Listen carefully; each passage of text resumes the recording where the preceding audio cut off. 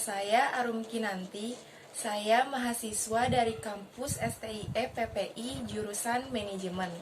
Di sini saya akan membawakan beberapa materi yang ada di mata kuliah pengantar manajemen. Materi pertama ada konsep dasar manajemen. Yang pertama ada batasan manajemen menurut para ahli. Yang pertama, menurut John de Millet, is the process in formal groups to achieve these right goals. Adalah suatu proses pengarahan dan pemberian fasilitas kerja kepada orang yang diorganisasikan dalam kelompok formal untuk mencapai tujuan. Yang kedua ada menurut James A. F. Stoner and Charles Winkel. Management is the process of planning, organizing, leading, and controlling the effort of organization member and of using all other organization resources to achieve stated organization goals. Adalah proses perencanaan, pengorganisasian, kepemimpinan, dan pengendalian upaya anggota organisasi dan penggunaan seluruh sumber daya organisasi lainnya demi tercapainya tujuan organisasi. Yang ketiga, ada menurut Paul Hersey and Kenneth Blanchard as working with and through individuals and group to accomplish organization goals. Adalah suatu usaha yang dilakukan dengan dan bersama individu atau kelompok untuk mencapai tujuan bersama. Kesimpulannya, batasan manajemen atau bisa juga kita sebut sebagai pengertian manajemen adalah seni dan ilmu dalam perencanaan, pengorganisasian, pengarahan, pemotivasian, dan juga pengendalian terhadap orang dan mekanisme kerja untuk mencapai tujuan bersama. Yang kedua, ada elemen dasar manajemen. Yang pertama, ada elemen sifat. Elemen sifat terbagi menjadi dua, yaitu yang pertama, manajemen sebagai suatu seni. Seni dalam merencanakan, mengorganisasi, mengarahkan, motivasi, serta mengendalikan suatu pekerjaan yang berhubungan dengan orang maupun mekanisme kerja. Yang kedua, ada manajemen sebagai suatu ilmu. Ilmu untuk membuat sebuah rencana kerja, mengorganisasi, mengarahkan, memotivasi, serta mengendalikan suatu pekerjaan yang berhubungan dengan orang maupun mekanisme kerja. Yang kedua, ada elemen fungsi yang terbagi menjadi 5, di antara lain. Selanjutnya ada elemen sasaran. Elemen sasaran terbagi menjadi 2, yaitu yang pertama ada orang atau manusia, mengatur sumber daya manusia sehingga bisa bekerja sesuai dengan yang diharapkan oleh manajer. Yang kedua ada mekanisme kerja, membuat sebuah sistem pengelolaan untuk mempermudah sebuah pekerjaan. Selanjutnya ada elemen tujuan, adalah hasil akhir yang ingin dicapai atas suatu pelaksanaan kegiatan kerja. Selanjutnya ada filsafat manajemen. Secara etimologi, filsafat berasal dari bahasa Yunani. Philein artinya cinta, sophia artinya kebijakan. Filsafat adalah cinta kebijakan, cinta hasrat, kemauan atau keinginan yang besar atau berkorban yang sungguh-sungguh. Kebijakan adalah kebenaran sejati atau kebenaran yang sungguh-sungguh. Definisi filsafat secara umum, ilmu pengetahuan yang mengkaji hakikat segala sesuatu untuk memperoleh kebenaran. Filsafat manajemen merupakan bagian yang terpenting dari pengetahuan dan kepercayaan yang memberikan dasar yang luas untuk menerapkan pemecahan permasalahan manajerial. Selanjutnya ada manajemen adalah ilmu dan seni. Manajemen adalah ilmu dan seni untuk melakukan tindakan guna mencapai tujuan. Manajemen sebagai suatu ilmu adalah akumulasi pengetahuan yang disistematiskan atau kesatuan pengetahuan yang terorganisasi.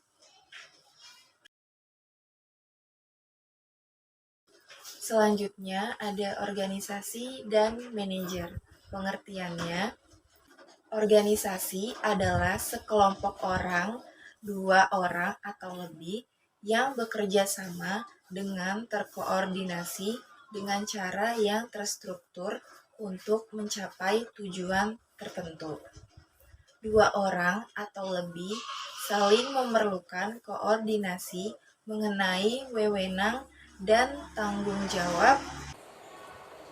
Selanjutnya ada terstruktur. Struktur yang longgar, RT atau RW, yang struktur yang ketat yaitu ada militer. Tujuan mencari keuntungan sosial atau kepentingan umum dan pertahanan nasional. Adapun manfaat organisasi.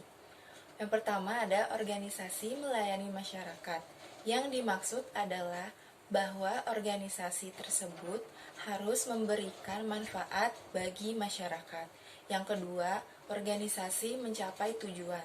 Setiap organisasi didirikan pastinya dengan tujuan tertentu yang ingin dicapai. Perusahaan didirikan dengan tujuan untuk mencari keuntungan.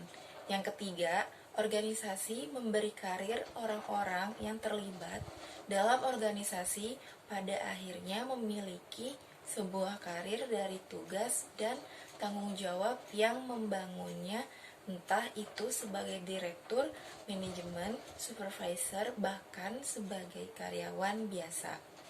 Yang keempat, harga organisasi memelihara ilmu pengetahuan. Dengan adanya sebuah organisasi, maka keahlian dan pengetahuan dari pihak-pihak yang terlibat akan senantiasa diterapkan.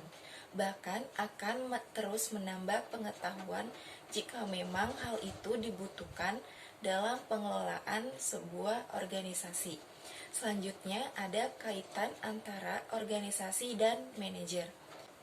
Manajemen adalah proses merencanakan, mengorganisir, mengarahkan, dan mengendalikan kegiatan untuk mencapai tujuan organisasi dengan menggunakan sumber daya organisasi.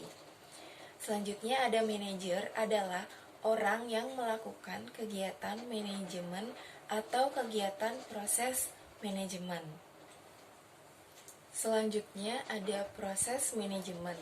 Yang pertama ada perencanaan dan pengambilan keputusan, menetapkan tujuan organisasi dan bagaimana cara terbaik untuk mencapainya. Kedua, pengorganisasian, menentukan bagaimana cara terbaik untuk mengelompokkan aktivitas dan sumber daya. Selanjutnya ada kepemimpinan atau pengarahan memotivasi anggota organisasi untuk bekerja bagi kepentingan organisasi. Selanjutnya ada pengendalian, memonitor dan memperbaiki aktivitas yang berlangsung untuk memastikan pencapaian tujuan. Selanjutnya ada jenis-jenis manajemen berdasarkan hierarki. Yang pertama, manajemen puncak, bertanggung jawab terhadap perusahaan secara keseluruhan. Yang kedua ada manajemen menengah, sekelompok manajer melaksanakan tujuan, strategi, dan kebijakan. Yang ketiga ada manajemen tingkat bawah, Manajer mengawasi karyawan secara langsung. Selanjutnya ada berdasarkan fungsi. Yang pertama ada manajer umum, bertanggung jawab mengawasi unit tertentu yang mempunyai beberapa bidang sekaligus, yaitu ada aktivitas pemasaran, aktivitas keuangan, operasi divisi, cabang internasional, dan cabang daerah. Yang kedua ada manajer fungsional, bertanggung jawab terhadap suatu aktivitas organisasi tertentu. Ada mengawasi aktivitas pemasaran, mengawasi aktivitas keuangan, dan mengawasi sumber daya atau personalia. Selanjutnya ada tingkatan manajemen dan keterampilannya. Yang pertama ada tingkatan manajemen, yaitu manajemen tingkat tinggi, manajemen tingkat menengah, manajemen tingkat pertama. Selanjutnya ada keterampilan manajemen, yaitu analytical dan konseptual skill, humanity skill, technical skill. Materi selanjutnya yaitu pengembangan konsep manajemen mazhab, manajemen lingkungan organisasi. Sebagai suatu sistem, organisasi akan berinteraksi dengan lingkungannya apabila ingin bertahan hidup. Organisasi harus dapat menyesuaikan diri terhadap lingkungannya. Kegagalan menyesuaikan diri terhadap lingkungan akan berakibat fatal. Organisasi tersebut akan mati. Selanjutnya ada di lingkungan eksternal. Yang pertama ada di lingkungan langsung, yaitu konsumen, pemasok, pesaing, pemerintah, lembaga, keuangan serikat, dan pekerja. Dan juga ada di lingkungan tidak langsung, yaitu demografi, ekonomi, politik, dan teknologi. Selanjutnya ada di lingkungan internal, yaitu pekerja atau karyawan, dewan komisaris, pemegang saham, budaya, dan perusahaan. Selanjutnya ada hubungan organisasi dengan lingkungan. Ada 5 kekuatan kompetisi. Yang pertama pesaing atau kompetitor, kedua hambatan, ketiga memasuki pasar, daya tawar supplier dan daya tawar pembeli, ancaman produk dan pengganti. Selanjutnya ada strategi menghadapi lingkungan. Yang pertama mempengaruhi lingkungan langsung, yaitu ada lobby, iklan, negosiasi, atau perundingan. Yang kedua ada memonitor lingkungan tidak langsung, yang isinya publikasi populer, yaitu ada majalah dan koran, dan juga ada publikasi ilmiah yang isinya jurnal akademis. Yang ketiga ada menyesuaikan diri terhadap lingkungan, isinya melakukan perubahan organisasi, struktur dan desainnya agar sesuai dengan lingkungan. Sekian materi yang dapat saya sampaikan, kurang lebihnya mohon maaf. Sekian, terima kasih.